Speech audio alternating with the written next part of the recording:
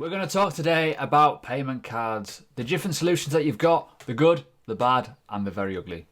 So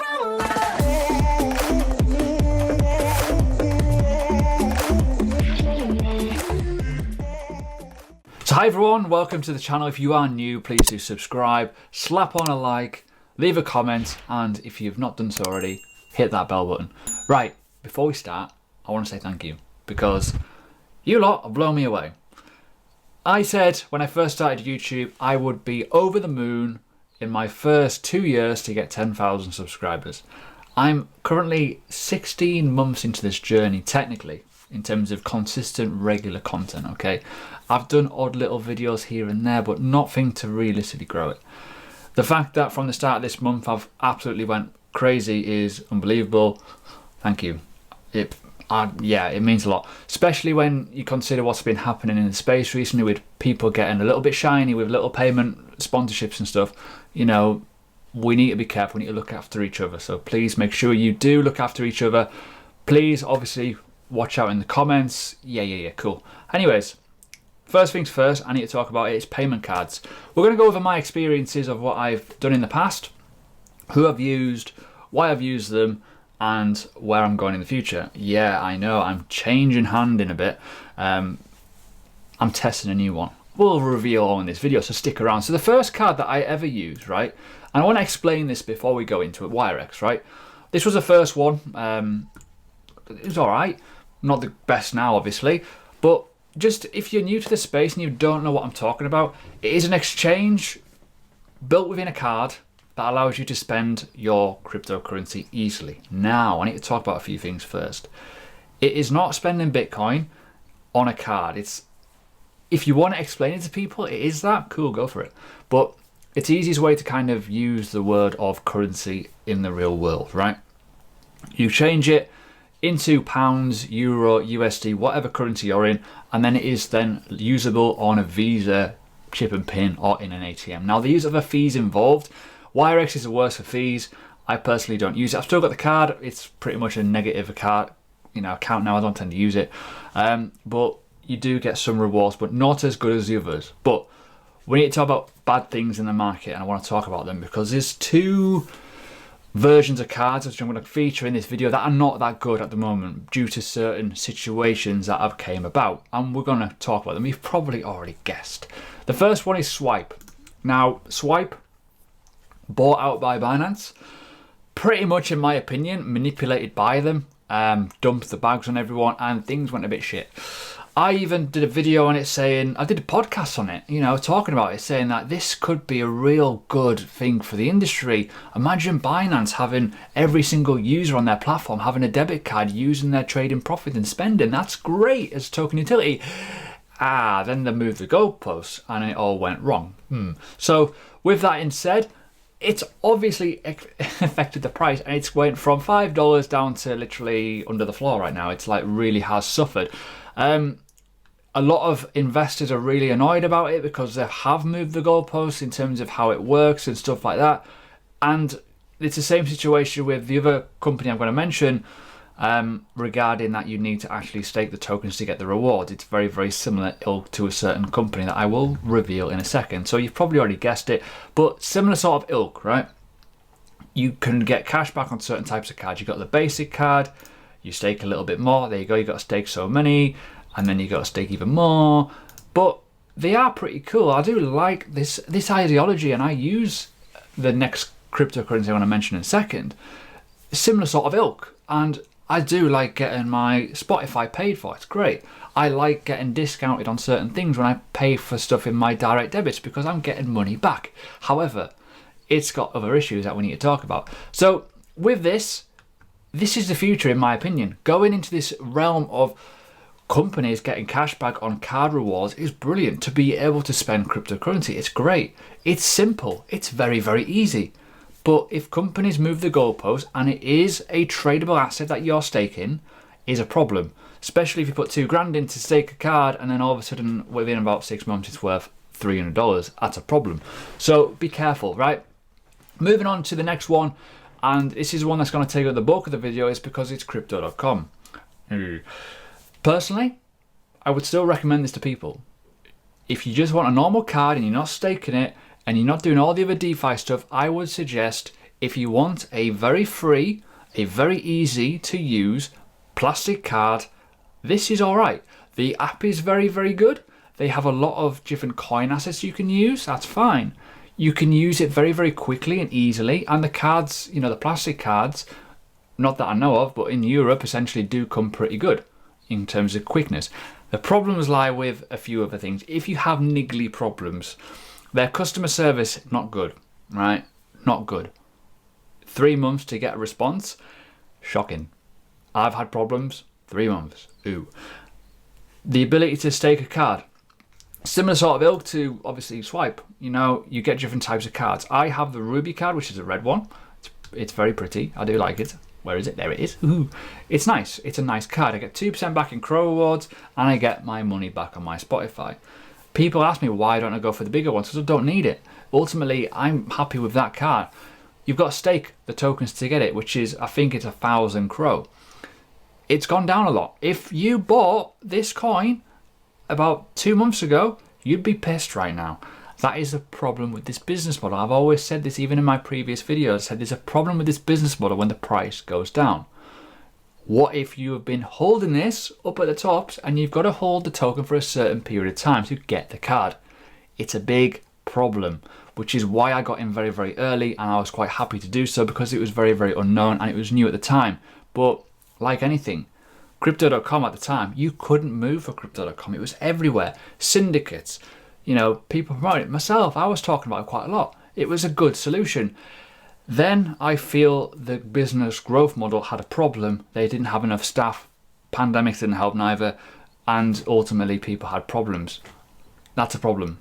You know, if you cannot respond to people's messages and stuff like that, it's a problem. The price rise is obviously an issue as well. Stake and rewards have been slashed as well. If you read the white paper, it is detailed in there anyways. But, you know, people want to make money. People want to earn money on their interest. People want to put stuff in lockups and make money. Crypto.com had a big, massive fail with that, with slashing the stake and rewards, having poor customer service. That's impacted the price. People now don't want to use it. So would I still recommend it to people? Yes, I would, because only if you're using the plastic card, the blue card, which is this one here, just the normal midnight blue, you don't have to worry about anything. You get 1% back in rewards, but you don't get any rebates, and you can use it very, very willy-nilly and you don't have to put any money down, which is quite good. It does work very well. The app on the phone, by the way, absolutely fantastic. I've never had any issues with it, but like I say, if you're looking for something a bit more prestige, I wouldn't. That's my overall say. So moving on to the good, right? I'm going to talk about some good stuff now. Now, the one that I've not tested out yet and I'm looking forward to having a go with it is obviously the Utrust hold. Not bought the card yet, not done anything. The reason why I'm not doing that is because, again, that model is something I don't really agree with, is 1,000 Utrust staking that you got to do. So with this, you've got to stake 1,000, I think it is, yeah.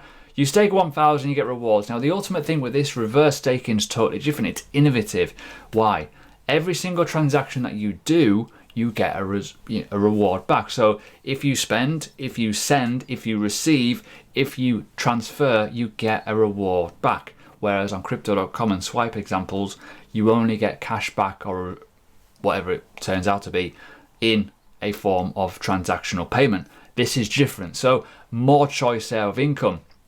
Again, similar sort of thing. It's coming next year with the bigger rewards. In terms of bigger rewards for trading, you got 0% fees and ultimately metal cards and obviously retail payments. So stuff's coming for this, something to keep an eye on. But as I say, this 1,000 staking, that's the only downside, because ultimately, if you buy at the wrong time and you are an investor and you're like, oh my God, you know, it cost me quite a lot to get this and it's gone down in value. People are a bit panicky with that, and the proof is in the pudding. What happened with Crypto.com? It went down by 60%. That's crazy moves. So I am looking forward to trying this. I think it's quite good. I'm a holder and I'm an investor in Utrust. Most people know that. And this isn't their primary business model, which is also a good thing. I've often said with crypto cards, at the minute it's a bit critical because it's a bull run. It's a bull market. People don't want to spend their crypto rewards. But with this, they have different ilks of revenue. They have the merchant and the spending in terms of real life customers going into shops, online payments. That's different gravy. Payment protection on payments, brilliant. But this is like the next sort of like side down where actually everyone can get their own bits and bobs. You can use our card, happy days, reverse stake it, pretty cool. So they're not going to be effective if no one is spending their cryptocurrency. But if people want to receive them and there's an option there for people, well, ultimately people will want to unload profits at some point. So that's where the difference lies. So for me, I'm quite excited about this. I think it's quite good. I've used the app, it's pretty slick, but I've not had the cards yet. I'm waiting until next year for the metal card and the better rewards, so that's why. No point me getting the basic one when I'm going to get a bigger one anyways. But I do want to talk about the one that I'm more excited about because it's more real life to me. And that's the reason why I'm covering it, and I'm very, very excited to do so. It's a UK-based company. I've mentioned it before in my course, and I've mentioned it before in this YouTube channel about 3-4 weeks ago, actually, not too long ago, if you remember. I mentioned a company called Plutus. Now, bear with me. It's a company that is dealing with cryptocurrency, but it's also managing your fiat. So for me, it adds up. It's a UK-based company, fiat, crypto in one place. Now, yesterday, I did a transaction in the world of fiat to crypto to pay for something, right? Thought, you know what, I'm going to pay for it in crypto, get a discount. You know when you wish you didn't do it? Well, NatWest decided, I'm going to block it. I've got to block that account. I'm going to block that transaction, basically, right? This isn't going to have those sort of problems because it is a crypto-based company that is also managing fiat as well. So think of it like a Monzo card. Think of it like a Starling Bank, where you can put your fiat in there separate away from your personal, building site or whatever, but you've also got a sidearm of cryptocurrency. That is where the beautiful thing is. You can swap your assets on the DEX and you can earn rewards. There's multiple things coming in the future in this, and I want to talk about it. So these explainer videos, it does take about 2 minutes to open an account. I tried it. I'm waiting for my card to arrive. So again, as I say, further videos will come out on this in terms of what the card looks like, how it works, and how other things work, because it is new. Not many people know about this. It's been around since 2015, by the way, just to give you a pointer, but relatively new in terms of that way. Did a recent fundraise not too long ago, but they've also done another one for the token to increase liquidity, so rewards will become more frequent. And there's a big reward going out right now, which is I think 15% off. Oh yeah, up to 15% cashback on the new iPhone, which is absolutely savage, and 3% rewards. Now the reason why I like this, and I've already kind of delved into why I don't like the staking models, is because of this. One thing for sure, I like this because you can pay in fiat a simple monthly subscription and you don't have to worry about locking tokens up, which is good, right? If you want to just crack on and do it for free, you get mega spending limits versus the likes of Wirex, which is only $200. Yeah, I know. This is massive, but you ultimately, you pay for the card, but you don't get any rewards. But if you want to use something to send over your Bitcoin and then transfer it into pounds and then use it, or into euros and use it, happy days. But if you want the one with additional where 3% of their token rewards and cashbacks in merchants and stuff like that, brilliant. You only have to pay $5 a month. You don't have to lock up, say, $1,000 worth of investment money to do it. What happens when that investment money goes down? Well, yeah, sucks, doesn't it? You can't sell it because you locked up for 6 months, for example. This, move it around anytime, brilliant. So that is the beautiful thing of it. As well, supported countries, mainly Europe. Sorry if you're in Australia and America, I know a lot of my viewers are, but fundamental wise, if you're in Europe, you can pretty much use this. But the one thing I do want to mention, just to briefly go over it, if you go to the card actually, in terms of this, you obviously get both sides of it. You can top it up either way, but there is a ton of rewards coming, and you can see here already in terms of all that, it's like relatively straightforward. So in the perks here, you can see already you got Airbnb, you got Nike, Amazon, bonus perks realistically. So if you stake so many of the tokens, you actually get extra as well. So as an additional, if you want to, you can. But this one's just unbelievable. Order the iPhone and get 15% back in the token. Unbelievable. So it's definitely one to look at because it has different caveats. It's not as, entry levels aren't as bad paying a little monthly subscription. So just, that's a one thing to look at. But what I will say is this, there's so much information on this in terms of like realistic sort of expectations of what they're aiming to do. And there's a bit of information that I found yesterday that I need to find again. Where is it? So I found it. Hi. So this 1 minute video journey is really, really good if you want to get a little bit of research in. But, in terms of what they're aiming to do, this is where they're going roadmap wise, just to give you an insight, because it is, as I've said, it's been around for a while. They've done fundraisers of all kinds of stuff like that. But what you can see here onwards, what they're looking to grow into, launching in Asia, launching in Latin America. They're looking to get they're looking to get a banking license in 2022. So if you're looking for something that's a little bit different, a little bit more out there in terms of radicalization of spending in crypto, this could be a one that you can look at as a use case. Really, really good.